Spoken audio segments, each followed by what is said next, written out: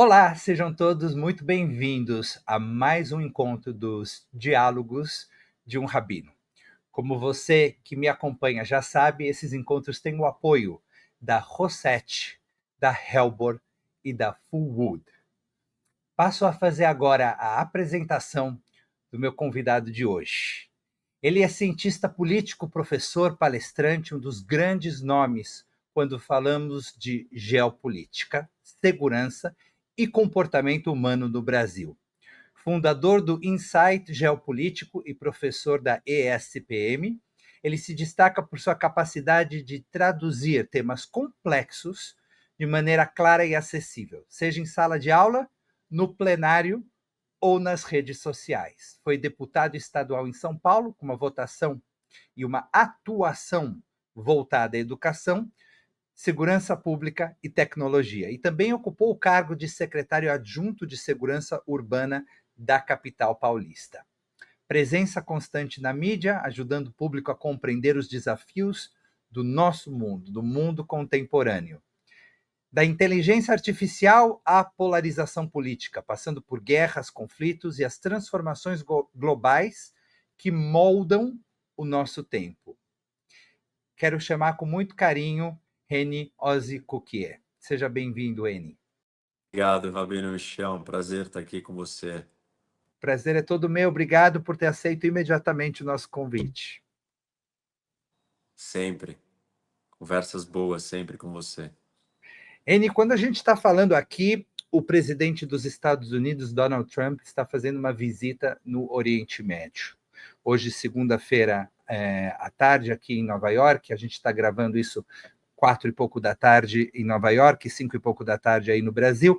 Eu queria ouvir de você qual que é o objetivo dessa visita do Trump, qual é o significado que ela tem para o conflito entre o Hamas e Israel e para a região e a reorganização do Oriente Médio que tem acontecido nos últimos anos.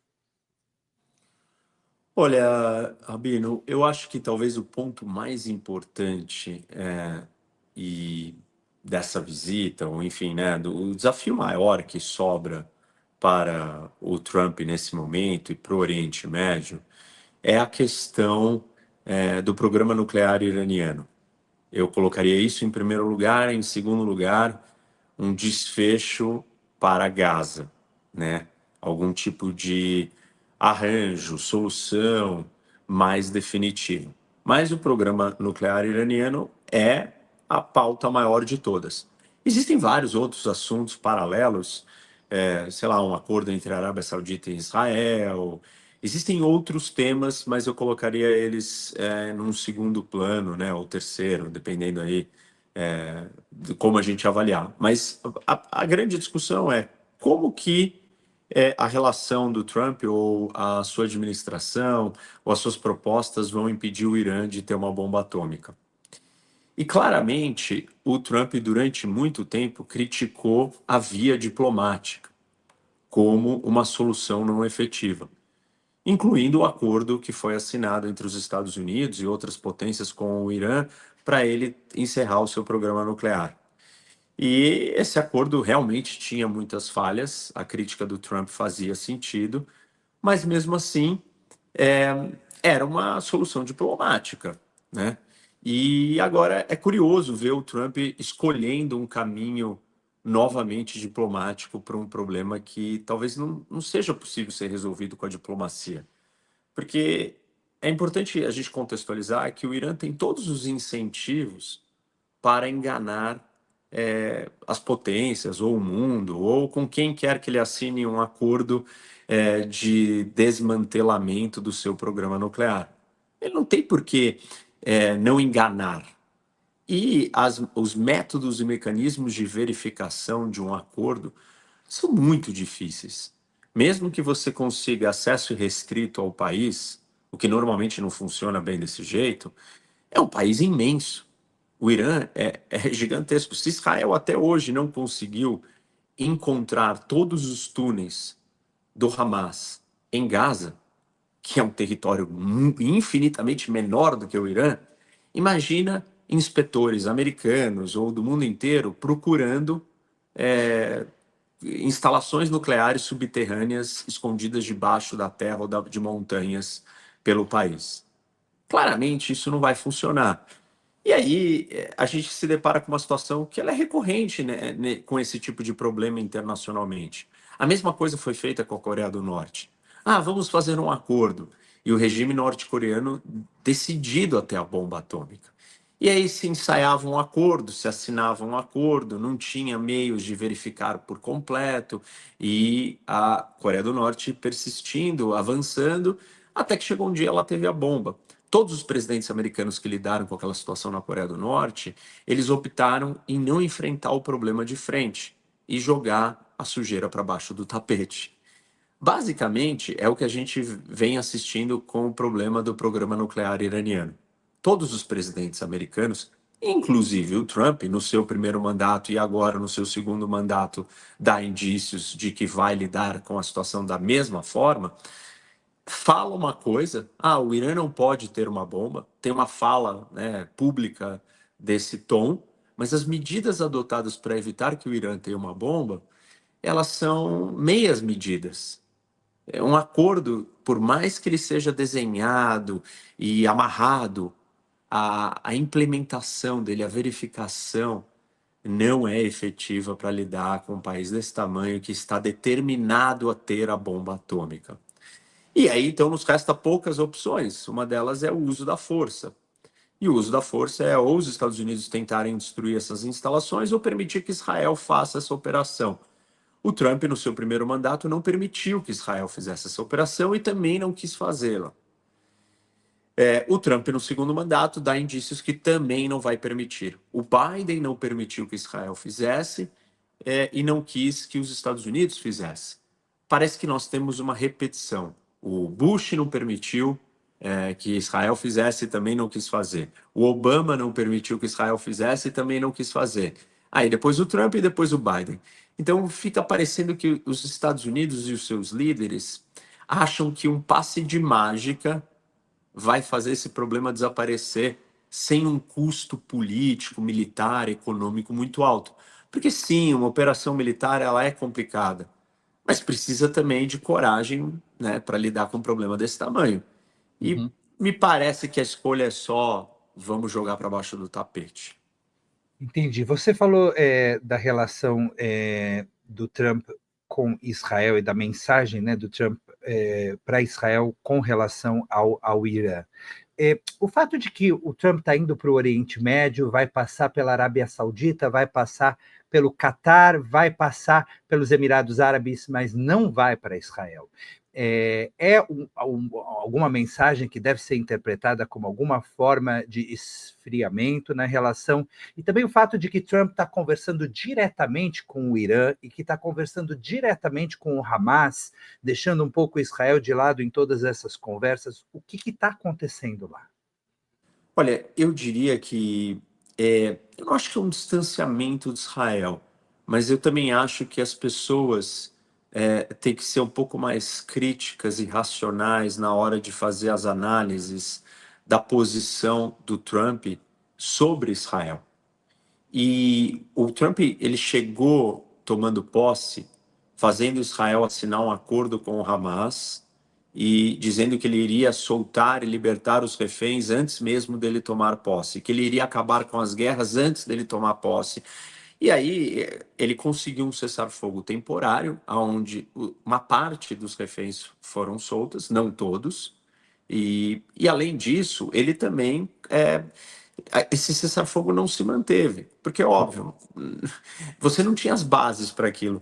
Em outras palavras, o que o Trump acabou fazendo ali com Israel foi forçando goela abaixo de Israel um acordo que não necessariamente era positivo para Israel, porque as condições do que as propostas de acordo que existiam no governo Biden entre Hamas e Israel não eram muito diferentes das que o Trump trouxe. A diferença foi a imposição com que o Trump fez Israel aceitar isso, uma coisa que o Biden não era capaz de fazer. E nem o próprio governo de Israel tinha como resistir a essa pressão, porque o Netanyahu, né, o governo israelense, ele pode ser crítico a uma administração democrata, porque ele toma carona na disputa política interna doméstica americana e traz com ele os republicanos, apoiando incondicionalmente Israel, não necessariamente porque eles apoiariam incondicionalmente Israel em todas as situações, mas porque, uma vez que aquilo se torna parte de uma batalha doméstica interna americana, então fica fácil para o Netanyahu fazer esse jogo quando o presidente dos Estados Unidos é um democrata. Mas Hum, quando o presidente dos Estados Unidos é um republicano, que já é pró-Israel, como é que ele vai começar a criticar ele? hum. Então, do ponto de vista negocial de Israel e político, sim, ter um republicano ou ter o Trump, que é mais inclinado a ser pró-Israel, é bom, talvez na superfície. Quando você olha em certas situações mais complexas, se esse presidente ou se essa administração decidir colocar Israel de lado ou decidir fazer Israel aceitar coisas que não sejam melhor para o seu interesse nacional, Israel tem muito menos espaço de manobra. Interessante o que você está falando aí, e muito, muito importante. É bastante complexo Isso. e parece que o Trump deixou de exigir da Arábia Saudita a normalização com Israel para que seja feito um acordo entre Estados Unidos e Arábia Saudita. O Biden queria que houvesse uma normalização com Israel como pré-requisito para um acordo entre Estados Unidos e Arábia Saudita, e parece que essa exigência cai por água abaixo nesse momento, que é muito ruim para Israel, me parece. É uma análise de dois níveis que a gente pode fazer aqui, eu diria, Rabino. A gente tem que pegar e olhar para a questão da guerra cultural. A política americana sobre a questão de Israel, Palestina, ela acontece em dois níveis. Um nível é o da guerra cultural, da guerra ideológica, do sentimento anti-sionismo representado e manifestado muitas vezes por uma esquerda radical que existe não só nos Estados Unidos, mas no mundo todo, que adotou a causa palestina e, para adotar a causa palestina, é anti-sionista, e ser anti-sionista no mundo de hoje é uma manifestação do antissemitismo. Então, nesta guerra, a administração de um republicano, de um Trump, de um governo à direita, ela é muito benéfica para Israel e para os judeus. Uhum. Porque, óbvio, no mundo polarizado de hoje, se a esquerda é pró-palestina e anti-sionista, a direita será automaticamente pró-sionista ou sionista e pró-Israel e a favor de Israel. Então, nesse nível de análise, ou nesse nível da realidade, o Trump é positivo para Israel. Agora, no nível de soluções geopolíticas e políticas maiores, não necessariamente o Trump é melhor para Israel. O Biden, ele foi um grande aliado de Israel. Claro, ele não conseguia conter a sua base ideológica, anti-sionista, antissemita, mas ele, em termos de políticas direcionadas para Israel, ele fez um monte de coisas, como você citou bem, atrelar o acordo com a Arábia Saudita como a solução para Israel. Ele chegou muito perto. A gente não pode esquecer que o ataque do Hamas e a movimentação do Irã aconteceram porque o acordo iria sair. E esse acordo seria assinado pelo Biden. Claro, é uma continuação dos acordos de Abraão que foram feitos pelo Trump. Uhum. Agora, no mundo de hoje, o segundo Trump, ele não me parece tão afável aos aliados na parte geopolítica. Na guerra cultural, a administração Trump será melhor para o combate do antissemitismo ou do antisionismo. Mas na parte geopolítica, é isso que você falou, é priorizar a Arábia Saudita, é dizer que fez um acordo com o Irã e se o Irã tiver uma bomba, isso não prejudica a segurança nacional. Claro, prejudica a segurança nacional americana num nível, mas não é uma questão existencial como é para Israel. Uhum. E uma série de outras questões ali, da maneira como elas estão sendo conduzidas, mostram que o Trump está mais preocupado com a ideologia do que ele fala. America First. Estados Unidos em primeiro lugar. E Estados Unidos em primeiro lugar, se Israel estiver no caminho, dane-se. Israel em segundo, terceiro, quarto lugar. Primeiro os Estados Unidos, depois Israel. Então, se a gente não fizer essa distinção da guerra cultural com as posições geopolíticas, fica difícil, porque as pessoas vão virar e vão falar assim: ah, mas você está criticando o Trump aqui, mas ele é que está combatendo o antisionismo dentro das faculdades americanas. Sim, mas são problemas distintos, de áreas diferentes, que estão relacionados com esferas da política diferentes. E pode ser até uma moeda de troca, não pode? Pode, pode, exatamente. Pode ser uma moeda de troca e uma sinalização do tipo: olha, eu já estou fazendo aquilo por vocês ali. Uhum. Então, o que você espera? Agora, meu, você vai ter que aceitar. E como o governo em Israel é mais à direita, ele não tem nem sequer, ideologicamente, em termos de posição, e contra. Porque isso é um tiro no próprio pé. Como é que você vai contra o seu próprio eleitorado, a sua própria base? Politicamente, você está num lugar muito complicado. Hum.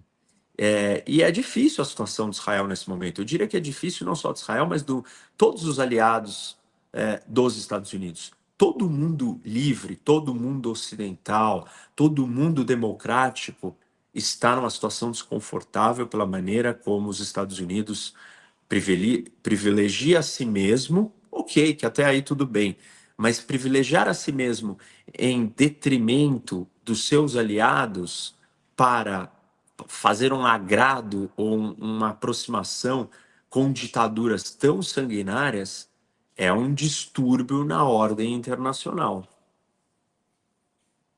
E mesmo a soltura do refém hoje, né, que foi uma grande boa notícia, foi mais uma vez algo que aconteceu por meio de uma negociação aparentemente direta dos Estados Unidos com o Hamas, que Israel foi informado que aquele refém seria solto porque ele tem cidadania americana, e apenas porque ele tem cidadania americana. Israel foi informado quando o acordo já estava pronto. Exatamente. E esse é o tipo de coisa. As pessoas, eu gosto muito de usar um teste. Se você apoia o Trump e, e o Biden estivesse no poder e ele dissesse que iria negociar com o Hamas, qual seria a sua reação? É aceitável negociar com uma organização terrorista como o Hamas? É aceitável o Biden encontrar com Kim Jong-un da Coreia do Norte? É aceitável fazer um acordo nuclear com o Irã? Para aqueles que apoiam o Trump ou estão à direita e são eleitores do Trump, eles diriam que nada disso é aceitável, porque o Biden está fazendo aquilo. Se você não acha aceitável quando o Biden faz, não dá para você dizer para mim que é aceitável quando o Trump faz. Porque aí são as mesmas pessoas falando as mesmas coisas, e para um você diz que pode, e para o outro você diz que não pode. Só tem uma explicação para isso, que é um fenômeno que eu tenho falado bastante ultimamente, que é o fenômeno da polarização afetiva. Hum. Nós não vivemos um momento de política ideológica. Nós vivemos um momento de política afetiva, emocional. Que O isso quer Lula dizer? Explica diz, para gente. vamos lá, a política ela não está se fazendo por posição. Imagina que você é a favor do livre mercado, né? Você fala, eu quero um estado pequeno. Eu sou um eleitor, eu viro e falo assim, Rabino é a favor do livre mercado, eu voto nele. Se um dia você muda de posição e deixa de ser a favor do livre mercado, eu paro de votar em você e vou procurar outro representante. Isso seria a política baseada em ideologia, baseada em posições políticas. O que nós temos hoje não é isso. Nós vivemos um período onde o que vale é a política identitária. Ou seja, é, eu sou o Trump, então tudo que ele fala, eu aceito. Eu não sou o Lula, tudo que ele fala, eu não aceito. Porque é identidade. O Trump sou eu, ela é uma extensão de quem eu sou. Ele representa a minha identidade. Só que identidades não são definidas em processos racionais de posições políticas. Identidades são definidas por questões emocionais. Eu tenho um exemplo disso que é muito gritante. O Lula disse que o Zelensky era o culpado pela invasão da Rússia à Ucrânia. E toda a direita brasileira caiu matando no Lula. No meu ponto de vista, corretamente, porque o Zelensky não é o causador da guerra, ele é a vítima. Então o Lula cometia um erro grotesco. E aí, de repente, apareceu um dia o Trump e disse a mesma coisa sobre o Zelensky. Só que quando ele disse aquilo, qual foi a resposta daquelas mesmas pessoas que criticaram o Lula? Disseram: o Trump está certo. Uau! E aí você percebe por que elas fizeram isso. Porque elas não são o Lula, a identidade delas não é Lula, a identidade delas é Trump. Não importa o que é dito, Rabino, importa Quem quem diz? diz. Mas isso é Porque, perigosíssimo, não é? claro, esse é o momento onde a humanidade chegou no seu ápice de ignorância, porque Uau! você desligou a sua capacidade de raciocinar e você se torna uma máquina emocional, afetiva, de uma relação identitária extremamente vaga e solta. Não é a identidade de sangue, não é a sua mãe, o seu pai, é um líder terceiro que você tem uma devoção quase que incondicional por ele, quase não, incondicional, com um tipo de comportamento que você não tem com a sua mulher, com o seu marido, com o seu pai, com a sua mãe, com o seu filho, com o seu sócio, com os seus amigos, até com Deus, eu diria, né? Até assim, você olhar e falar, as coisas estão indo mal, você critica, você contesta, você fica enfurecido com Deus. Até os Essa, personagens bíblicos criticaram Deus em isso determinadas circunstâncias. Isso, você é melhor do que ninguém para me trazer exemplos aí para enriquecer essa percepção. O ponto é que imagina o nível da insanidade que nós vivemos se as nossas relações elas são de criticar tudo menos ao líder que nós atribuímos o afeto identitário. Aí a humanidade se tornou puramente emocional, ou seja, puramente instintiva, totalmente desprovida de capacidades cognitivas de Analíticas. raciocinar, e isso é extremamente perigoso, porque se nós estamos sendo movidos por paixões, num nível de incondicionalidade desse e de adoração dessa escala, é muito perigoso. Uau! E isso existe tanto na direita como na esquerda. Exatamente. Na verdade, essa história acontece com a ascensão da política identitária. E ela começa na esquerda. A esquerda abandona as posições políticas tradicionais de luta de classe, no geral, tá? Não é que a esquerda não fala mais disso. A esquerda tanto fala disso que isso é uma das causas porque Israel é apontado como vilão, porque Israel é o mais forte e os palestinos são os mais fracos, existe uma relação de exploração e tal. Mas, no geral, a esquerda começa a abandonar a sua luta por igualdade, e ela começa a adotar pequenos grupos identitários para defender esses grupos com força total. Então, a esquerda abandona as posições políticas, um Estado provedor, por exemplo. Né? Isso é uma posição política, um Estado maior que provê. Não que a esquerda não faça mais isso totalmente, mas o seu discurso, a sua grande apelo de narrativa, não é mais esse. É as identidades. Eu vou defender as minorias, eu vou defender os grupos pequenos. E aí ela transforma a política normal numa política identitária. E a direita passou muito tempo não sabendo reagir a isso.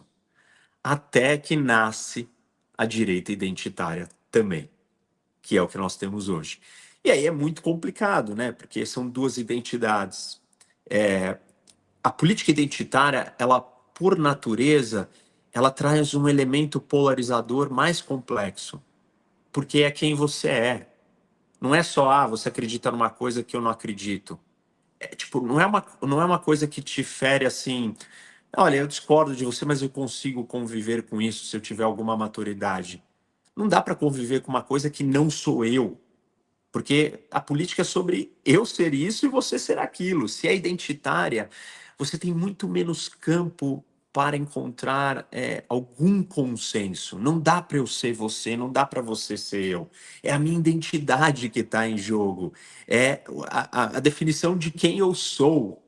Não é a posição política sobre o tamanho do Estado, sobre o incentivo fiscal, sobre a liberdade de escolha ou a liberdade da vida. Não são discussões sobre isso mais. É discussão sobre quem eu sou.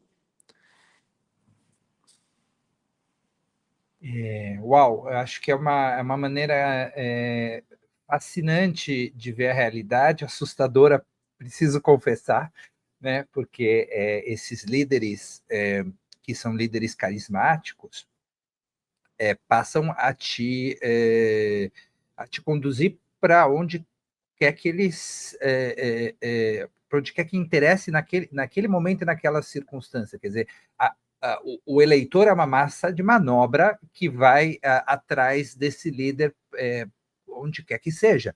Não tem mais ideologia. E como você falou, né, como você não muda aquilo que você não tem mais construção de pontes entre grupos diferentes, porque os grupos diferentes vão ser diferentes para sempre, porque eles são diferentes por natureza, quer dizer, não tem como você se aproximar pelas ideias, ou pela convicção, ou pelo convencimento, porque não se trata de uma guerra de ideias, se trata de uma guerra de identidades. Uau!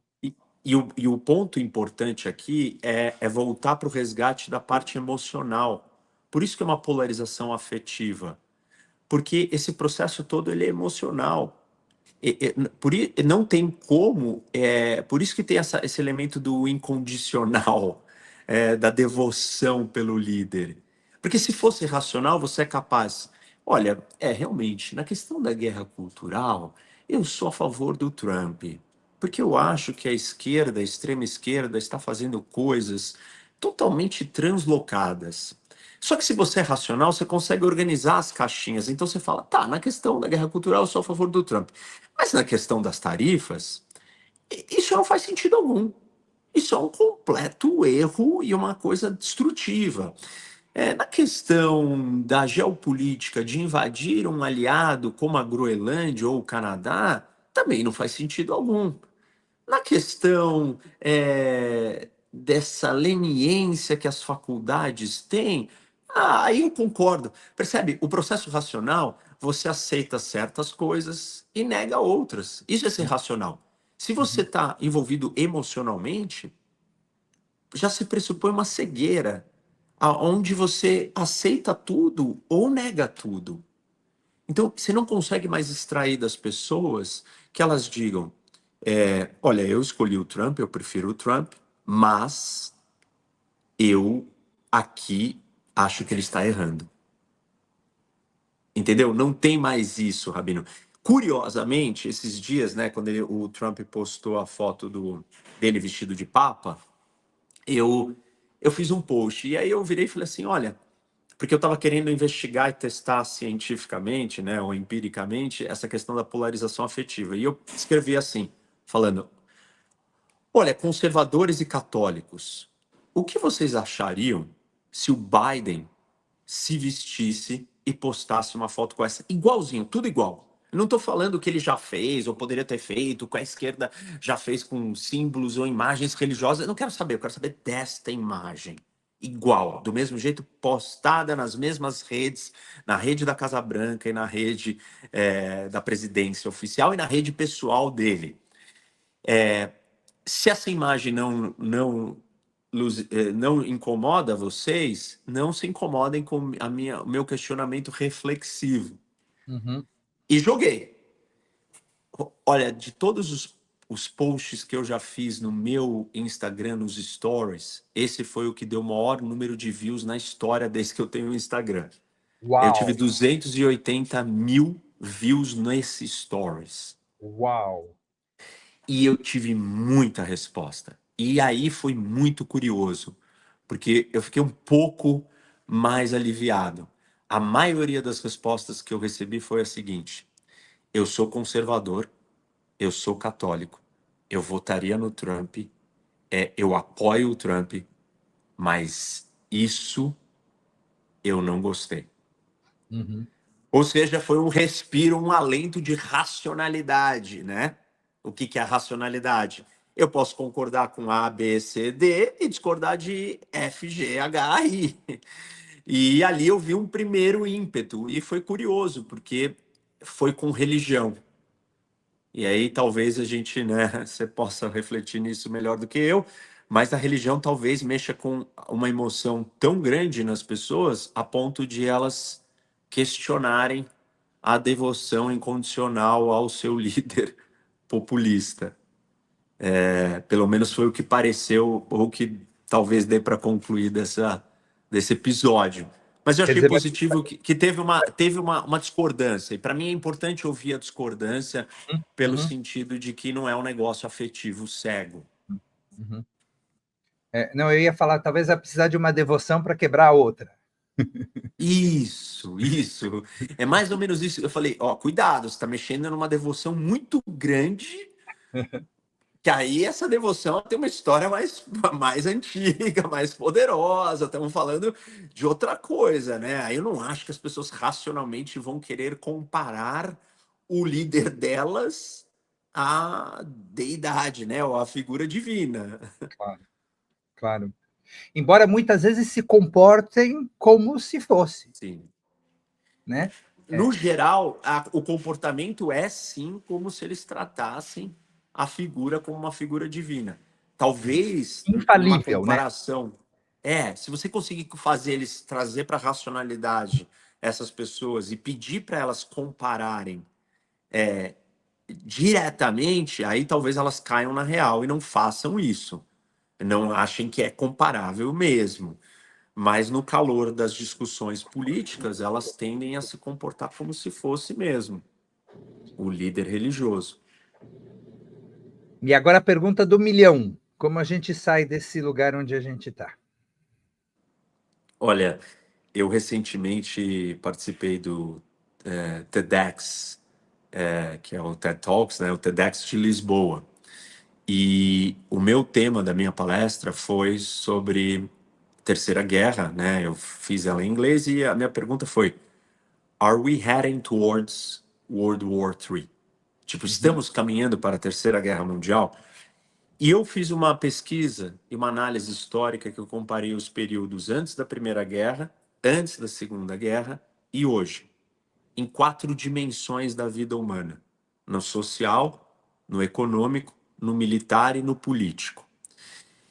E quando eu me debrucei sobre esse tema, eu descobri que as similaridades são muito chocantes entre antes da Primeira Guerra, antes da Segunda e hoje. Só que tem um agravante, Rabino. Tudo hoje é mais acentuado do que naquela época, nas outras duas épocas.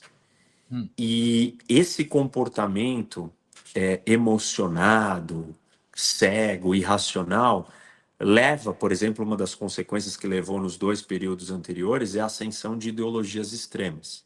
uhum. Outras coisas também são criadas por isso. Ansiedades sociais. Eu não consigo de verdade enxergar um caminho de freio. Porque é um movimento muito grande no meu entendimento, que envolve muitas forças. Não é só essa força. Por exemplo, uma coisa que eu estudei ali foi a questão da tecnologia e o efeito que a tecnologia tem em ansiedades sociais, coletivas, em certos momentos. Então, antes da Primeira Guerra, nós estávamos passando pela Segunda Revolução Industrial. Antes da Segunda Guerra, nós estávamos passando por a palavra robô foi inventada naquele momento. E ela Hum, significava a angústia e ansiedade de um desemprego tecnológico. Nas palavras do Keynes, do grande economista, ele inclusive identificou e falou: as pessoas perderão o emprego por causa da tecnologia.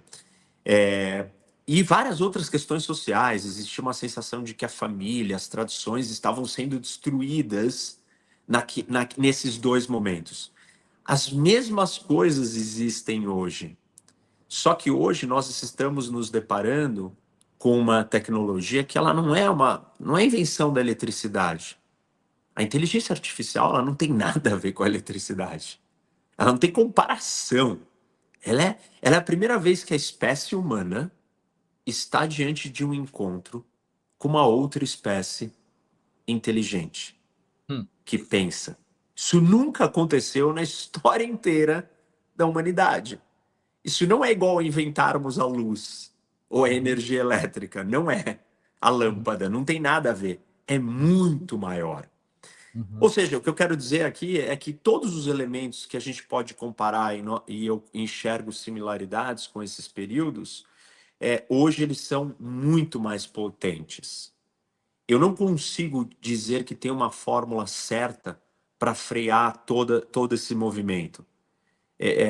O que eu entendo é que talvez as pessoas, infelizmente, só consigam perceber para onde elas estão indo num momento de choque, num momento de cataclisma, num momento realmente trágico, mas aquela história, né? O ser humano aprende muito na dor. Então, não sei. Passando rápido por outros dois conflitos, porque o nosso tempo está acabando. Índia e Paquistão, você acha que a situação lá esfriou um pouco ou o conflito segue e a tensão pode voltar a subir a qualquer momento? Existe né, um cessar-fogo, só que é algo muito instável, porque o conflito é de longa data e o mundo está diferente. Quando nós temos muita desordem, você tem mais desordem. Bagunça, sujeira, desordem levam a mais desordem. Dentro da segurança pública, existe uma pesquisa interessante que é das janelas quebradas, Broken Windows, que foi feito aí nos Estados Unidos um experimento que tinha um carro com o vidro quebrado e um outro que o vidro não estava quebrado. E aí o carro com o vidro quebrado foi inteiro depenado, foi destruído ainda mais. E esse é um estudo que mostra que em segurança pública, quando você tem mais desordem e bagunça, as pessoas tendem a cuidar menos daquele espaço porque acham que já está tudo destruído. A Uhum. mesma coisa se repete no mundo. Se nós temos mais guerras e mais desordem, porque isso está sendo normalizado cada dia mais, talvez a Índia e o Paquistão estão se sentindo mais confortáveis ou ousadas ou arrojadas em avançar com as suas disputas. E dado toda a divisão que nós temos no mundo, você não tem uma união de um bloco de países fortes, poderosos, que vai virar para os dois e falar: calma, gente. Ou seja, nós temos mais indícios no mundo de hoje para que o conflito possa voltar a escalar ou possa virar uma guerra do que ferramentas para tentar botar panos quentes e segurar o conflito. Por isso que eu diria, olha, ele pode voltar a qualquer momento. Ele é de longuíssima data, ele é um conflito bastante profundo, ele envolve dois países com bombas atômicas, numa disputa por uma região que é fronteira com um terceiro país que tem bomba atômica, que é a China, que a China também tem áreas controladas nessa região que se conecta com a Caxemira, que a Índia diz que essa área é dela. Ou seja, você tem três países rivais atômicos. Não tem nenhum outro lugar do mundo que nós temos uma fronteira, uma tríplice fronteira com três potências atômicas disputando este mesmo território. E hoje eu acho que a coisa está controlada, mas o mundo está diferente. Simplesmente dizer, não, eu acho que não vai dar em nada, não retrata bem a realidade. Mas a tendência é que sim, não vire um grande conflito, mas as coisas estão diferentes. E, finalmente, em relação à Rússia e à Ucrânia, parece que agora Trump está se afastando um pouquinho do Putin e está se aproximando novamente do Zelensky. Isso está trazendo Putin à mesa de negociações, é isso mesmo? Eu não sei se está trazendo o Putin à mesa de negociação, porque o Putin é um hábil estrategista e ele percebeu como que ele pode jogar ou atrasar a solução de uma suposta paz para ele continuar avançando com seus interesses.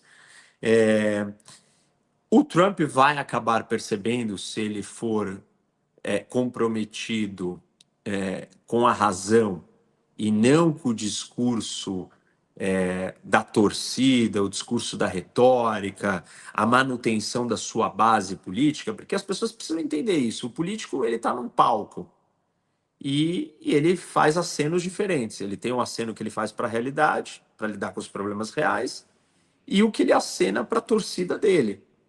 E o Trump ele joga com isso de uma forma menos contida, diríamos assim. Ele está menos preocupado se destoa demais o aceno do teatro com o aceno da realidade. E talvez agora com o Putin, se ele for verdadeiro com a razão, ele vai perceber que o Putin é um problema. Por outro lado, eu diria que talvez ele possa não se importar que o Putin é um problema, e tudo isso é só parte dessa cena toda, e eventualmente ele vai voltar a adorar o Putin por uma questão ideológica de identidade. E aí é até curioso falar isso para reforçar o ponto que eu tinha comentado antes, que, por exemplo, muitos dos conservadores nos Estados Unidos enxergam no Putin um similar, porque acham que ele é um conservador religioso, anti-woke. E não importa que ele é um ditador, não importa que ele é russo, importa que a Europa é woke e a Europa é de esquerda. Ou seja, nós temos uma inversão de que o que define quem é meu aliado não são, novamente, as posições políticas, ser democrático, mas sim as posições de identidade. O Putin carrega a minha identidade conservadora e por isso eu gosto dele. Vai depender de qual das cartas que o Trump quer jogar. Ele quer jogar a carta da identidade e na carta da identidade ele vai querer abraçar o Putin ainda. Ou ele Uhum. está caindo na real e lidando com a razão e falando o Putin é uma grande ameaça, ele é um ditador, e agora aqui eu vou baixar um pouco o tom identitário e vou aumentar o tom estratégico, geopolítico. Preciso lidar com o Putin como ele é, e ele não é confiável. E ele tem um projeto imperialista. Não sei, não sabemos. O Trump ele oscila. Mas essas são as opções, eu diria. Se o Trump caminhar para o lado mais racional, menos identitário, ele será mais duro com o Putin. Isso é extremamente benéfico para a Ucrânia, para a Europa, para o mundo, para os Estados Unidos. E a China e os Estados Unidos parecem ter conseguido se entender um pouco em relação às tarifas e hoje os mercados ficaram bastante animados com isso. É algo que dá para confiar que vai se manter ou é algo que pode mudar amanhã? A gente não tem. Assim, você perguntar para mim qual é a política do Trump sobre a questão comercial para daqui 3 semanas? Não sei. Hum. Ninguém sabe. Qual é a política comercial do Trump para daqui 6 meses? Ninguém sabe. É altamente imprevisível, foi um congelamento da disputa, não foi uma solução. Eles postergaram 90 dias e não é uma questão negocial, porque o que o Trump precisa que a China faça, a China não pode fazer sem se machucar ou se auto-mutilar para o seu próprio bem num futuro maior, mas é um remédio muito doloroso para a China. E a China não tem como entregar esse remédio. Então, eu não vejo que existe uma zona de acordo. Não é sobre discutir qual é o índice da tarifa. Não é isso que vai resolver o desequilíbrio comercial estrutural que temos na economia do mundo. Uhum. Nós temos um problema muito mais profundo que a economia chinesa precisa mudar. Ela precisa Uhum. parar de ter esse excesso de produção, esse excesso de capacidade produtiva industrial, sem ter um consumidor interno capaz de absorver esta demanda, essa produção toda que ela tem. E isso não é uma tarifa só direto com a China que vai conseguir resolver. Então, eu não acho que tem uma solução aí. Acho que o Trump jogou para frente porque ele sentiu o medo e a pressão e o problema que trouxe para os Estados Unidos. E no dia que ele anunciou o congelamento de 90 dias das tarifas para o mundo, foi um dia que o sinal vermelho ou amarelo acendeu para economia americana com as vendas dos treasuries, dos títulos dos bonds americanos no meio da crise. Isso nunca tinha acontecido. Hum, Quando o mercado financeiro cai, os títulos da dívida americana sobem. Todo uhum, mundo está perdendo dinheiro, fica com medo e vai procurar o ativo mais seguro do mundo, que são os uhum. títulos da dívida americana. Pela primeira vez, os mercados caíam e os títulos da dívida caíam, porque as pessoas começaram a vender os títulos da dívida também. Ou seja, colocando em xeque o questionamento da supremacia e da potência financeira e econômica e monetária que é os Estados Unidos. E quem entrou vendendo os títulos naquele momento, inclusive, um dos grandes países foi o Japão, não foi nem a Hum, China. hum, Isso é um sinal de que a confiança sobre o ativo mais valioso do mundo, que é americano, foi abalada. E dali as medidas do Trump têm sido capengas, escorregando e não tão certeiro e confiante, porque o resto, todo mundo em volta está falando: olha, isso daqui é levar os Estados Unidos ao colapso econômico e o fim do dólar como moeda internacional. E aí ele não pode recuar totalmente, mas também não pode mais avançar. Então ele está nessa arrastando essa história até tentar achar uma saída. Mas nenhuma saída, se for uma saída negociada, pode ter certeza que não será uma saída que vai resolver a estrutura do problema da economia mundial. hum. Porque o que ele abalou de forma talvez definitiva é a segurança e a previsibilidade da Isso. economia americana, né? Eu tenho usado uma analogia, Ramiro, que assim, quando o Collor no Brasil decidiu congelar a poupança do brasileiro, aquilo é um movimento de uma economia e de uma medida política de uma república das bananas. Uhum, Porque você não faz uma coisa daquela, só repúblicas de bananas fazem aquilo. uhum, Quando o Trump decide um dia acordar e dizer tarifas absurdas contra o mundo inteiro, é um comportamento equivalente de uma república das bananas. Mas você não põe o seu dinheiro com a confiança que você tinha em um país que tem esse tipo de medida destemperada, momentânea, tão exaltada. Isso não é um lugar confiável. Isso não é um lugar sólido, estável. E essa credibilidade foi abalada. O ponto é que os mercados buscam o resultado financeiro e o dinheiro. Quando o mercado encontra uma saída, uma oportunidade, um espaço, ele vai com força total em cima daquele espaço, testar até ele conseguir extrair o lucro dali. O mais curioso dessa história é que o Scott Bessent, que é o secretário do Tesouro, é o braço direito, foi o braço direito e trabalhou com os Soros. E o Soros quebrou o pound, a libra esterlina, o Banco da Inglaterra, numa operação dessas de especular contra, porque entendeu que o banco não teria os meios de conter uma enxurrada coletiva de um efeito dominó contra a moeda deles.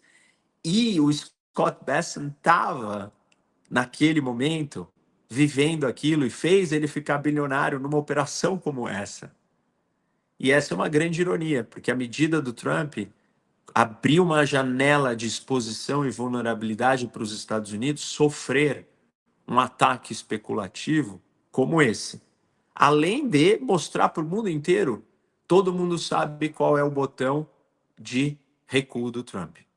Vendam os treasuries que o Trump irá recuar. Vendam os treasuries que vai doer no calcanhar dele. Todo mundo uhum, sabe agora onde está o medo do Trump. uhum, Até onde ele pode ir. Para você uhum, entrar num jogo de negociação dessa agressividade que ele decidiu entrar, mostrar esse ponto uhum. é extremamente arriscado e perigoso e ruim, e é um sinal de fraqueza. Reni, eu falei no começo que você é professor da SPM, na verdade, você foi professor da SPM e você é idealizador e coordenador da pós-graduação em geopolítica da PUC do Paraná, não é isso? Isso, é uma pós-graduação em geopolítica que se chama Dinâmica Global, e não é só para quem estudou relações internacionais ou tem uma carreira internacional, na verdade é para quem quer entender o mundo. E é uma pós-graduação com diploma, são múltiplas matérias, disciplinas diferentes, tem disciplina de história, disciplina de finanças, de economia, de direito internacional, tudo voltado para esse olhar da geopolítica, da disputa entre países. Então, se você é empreendedor, se você tem uma carreira executiva, está numa empresa, se é um profissional liberal, não importa o que você está fazendo ou o que você faz, e você quer aprender ou entender para onde o mundo está indo, é um, é um curso bem legal. E dá para fazer ele online? É online, é tudo online. E é uma pós-graduação com diploma, né, e são muitos professores, um dos professores inclusive é o Tony Blair, né, o Uau, primeiro-ministro da Inglaterra. Eu entrevistei ele, é uma conversa eu com ele, e é uma disciplina sobre liderança e sobre, claro, os problemas geopolíticos do mundo. E talvez ele até agora está sendo cogitado para ser um dos eh, enviados especiais do Trump para o Oriente Médio. Vamos ver, mas, foi muito legal a conversa com ele, trouxe insights, assim, bastante valiosos. O curso está bem completo, é muito legal. pô, parabéns, parabéns por essa É, nova obrigado. conquista. E é legal saber que a pessoa pode ir de qualquer lugar do Brasil e até de fora do país Isso, estudar. qualquer lugar do mundo, né, qualquer lugar do mundo que você tiver, você faz online, é um diploma válido no Brasil e também não é e é para qualquer tipo de carreira ou profissão, não importa qual é a sua: "Ah, eu fiz engenharia, eu fiz arquitetura", você quer entender mais do mundo? Você pode fazer essa pós. Que máximo. É, Muito legal. Então, assim, como o nosso tempo está avançado, vamos para a é. última pergunta. Eu queria saber onde que o Brasil está perdendo a oportunidade de ser um ator geopolítico relevante no mundo de hoje. Rabino, poucos momentos na história a gente tem uma oportunidade como essa que está se apresentando, porque é um momento de transição, de reorganização do mundo. Isso dá um espaço para o Brasil ocupar que normalmente a gente não teria. Então, o Brasil tem muitos atributos muito importantes para esse momento. Nós somos um grande produtor de alimentos, um grande produtor e com um potencial de energia gigante, e nós somos o maior detentor dos ativos ambientais do mundo. Essas 3 coisas são muito estratégicas para o mundo hoje. O Brasil é um país gigante, é um país democrático, é um país com uma população grande, é um país neutro politicamente e tem que se manter assim, né, ou seja, a política externa brasileira não pode querer começar a abraçar lados, porque isso vai ser ruim para essa oportunidade que se apresenta para o Brasil. Mas eu diria que é o melhor momento que para a história de um país com esses atributos e nessa posição que o Brasil está, para tirar vantagem disso e se reorganizar. Mas óbvio que ninguém vai bater na porta do Brasil e falar: "Olha, Brasil, veja, estamos olhando pelo mundo e percebemos que você é tão incrível". O Brasil é que tem que ir lá, tem que se vender, tem que fazer o seu trabalho, a sua lição de casa, tem que ter estratégia, planejamento, tem que correr atrás. E aí isso requer a iniciativa e a capacidade nossa, como nação inteira, não só a classe política, de se organizar e tirar vantagem disso. E esse é o maior desafio, ou seja, o desafio ele é muito mais interno para poder acessar um grande momento de oportunidades Mas a externas que se oportunidade apresentam. existe. Muito. O Brasil é o único lugar do mundo num cenário desses aí de grande guerra que vai estar protegido, vai estar isolado. A América do Sul é o lugar mais isolado do mundo. Não tem nenhum lugar que você leva, 24 horas para chegar no Japão, a não ser a América do Sul. Se você sair do Japão e quiser viajar para qualquer lugar do mundo, o lugar mais longe que você vai conseguir viajar do Japão é para a América do Sul. E esse é um sinal de como nós estamos distantes de tudo e todos, e num momento de crise dessa magnitude, isso é positivo para o Brasil. Esse isolamento geográfico pode ser uma vantagem. Pode, num momento de crise mundial, pode eventualmente, eh, impulsionar uma grande onda migratória de gente do mundo inteiro fugindo, como aconteceu em outros momentos da história, que vieram para o Brasil e mudaram um pouco do DNA brasileiro, da essência brasileira. Esse capítulo da história pode se repetir e seria muito positivo o Brasil ter, esse impulso, né, de gente nova, ideias novas, lugares avançados e melhores. E o fato da gente estar protegido pela distância vai dar uma capacidade, se a gente não se meter em nenhum problema, de passar mais ileso por essa turbulência.